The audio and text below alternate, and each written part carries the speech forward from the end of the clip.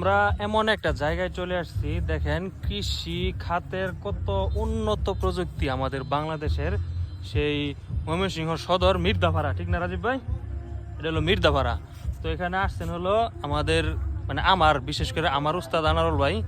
তো আনারুল ভাই, এই এলাকাটা আপনার কাছে কেমন লাগতেছে কোন তো? এই এলাকাটা আসলে আমার কাছে অনেক ভালো লাগতেছে। হ্যাঁ, আমার আজকে মানে মনে হচ্ছে প্রকৃতির মধ্যে হারিয়ে গেছি আমরা, মানে খুবই একটা অসাধারণ। এখানে আয়সা দেখতে পারলাম এখানে যে টমেটোর চাষ হচ্ছে, হুম, উন্নত প্রযুক্তি সিস্টেমে টমেটোর চাষ হচ্ছে। আসলে এই গাছটা কিন্তু অনেক কঠিন ভাবে হ্যাঁ কষ্ট করে বেড়ে ওঠা গাছ। এটা কলপ দিতে হয়। ঠিক এই গাছটা যেভাবে বেড়ে উঠছে যত্ন সহকারে, ঠিক আমাদের মা বা যারা আছে এর চেয়ে তো আরো ডাবল যত্ন করে ফেলছে।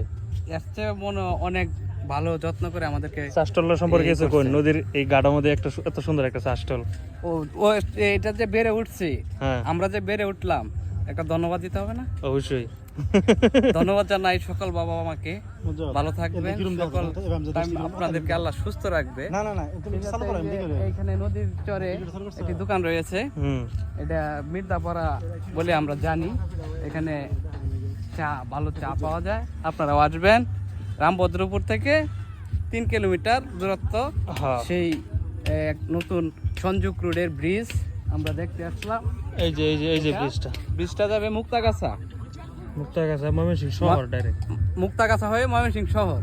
এটা হইলো রহমতপুর থেকে কানাসাগলা যে রাস্তাটি হচ্ছে সেই রাস্তার সংযোগ রাস্তা এটা। আবার ব্রিজটা 730 মিটার লম্বা, অনেক 125 কোটি টাকা বাজেট। 125 কোটি টাকার একটা বাজেট, বিগ বাজেট। এবং কি ব্রিজটা হইলে আরো এখানে আরো অনেক সুন্দর হবে।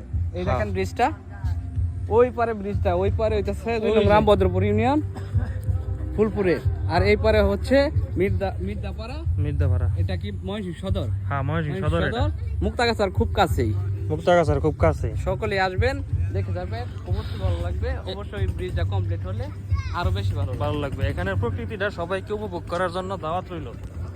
তো নদীর গাড়ে যেরকম একটা চাষটল, তো এখানে কি কম, খুবই সুন্দর একটা দৃশ্য।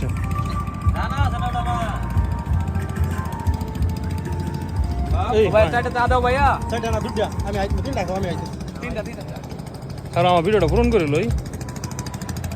এই যে দেখেন নদীর ঘাট, এই যে আমরা খাড় রয়েছি।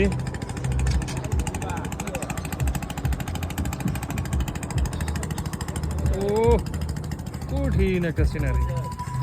এই যে হলো মুফাজ্জল সাহেব মায়া। যাই হোক, সর্বশেষ আল্লাহ হাফেজ।